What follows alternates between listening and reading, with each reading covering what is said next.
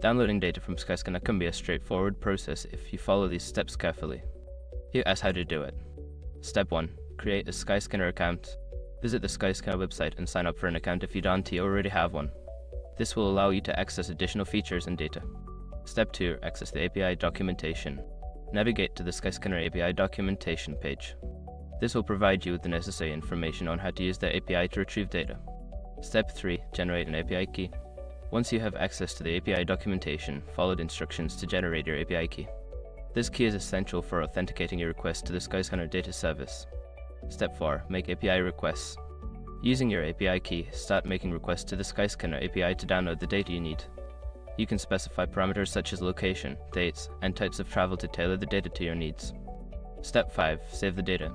After receiving the data from your API requests, save it in your preferred format such as CSV or JSON for further analysis or use. By following these steps, you can effectively download data from Skyscanner for your travel needs or analysis. Happy data gathering!